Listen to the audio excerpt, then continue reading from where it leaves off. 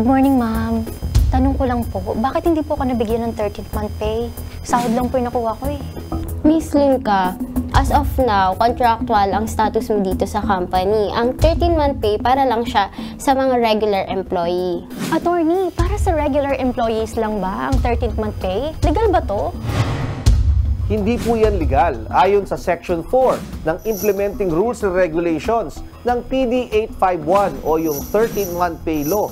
Ang covered employer ay kailangang magbigay ng 13-month pay sa lahat ng kanyang empleyado. Ano man ang status nito, regular o probationary o contractual at kahit ano ang paraan ng pagsweldo nila. Kahit pa kayo ay service crew o bagger, maliban na nga lamang kung kayo ay nagtatrabaho sa ilalim ng isang agency, kung saan agency ang magbabayad ng inyong 13th-month pay bilang inyong employer.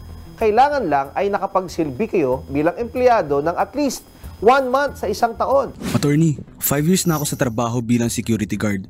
Yung agency kasi namin hindi nagbibigay ng 13-month pay. Paano ko sila irereklamo? Pwede bang habulin ang previous years na hindi sila nagbigay ng 13-month pay? Maaari pong habulin ang employer na hindi nagbibigay ng 13th-month pay. Kahit ang previous years ay maaaring isama sa inyong reklamo. Kailangan lang mag-file ng money claim sa pinakamalapit na labor arbiter sa ilalim ng National Labor Relations Commission sa inyong lugar.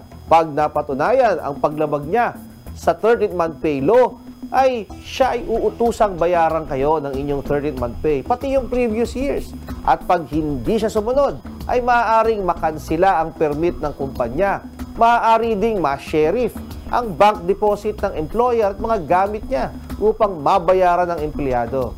Tandaan po ninyo, ang 13th-month pay ay dapat maibigay ng employer sa lahat ng empleyado bago mag-December 20. Kung kayo po ay may nais ikonsulta sa inyong lingkod, i-follow lang ang Facebook page ng Good Morning Kapatid. Mangyaring i-private message po ninyo sa akin ang inyong mga katanungan. Maraming salamat. Mga kapatid, Justin Quirino po. Masayang kwentuhan at makapulahang informasyon ang hatid namin tuwing umaga. Kaya't mag-subscribe na at mag-follow sa social media pages ng News 5.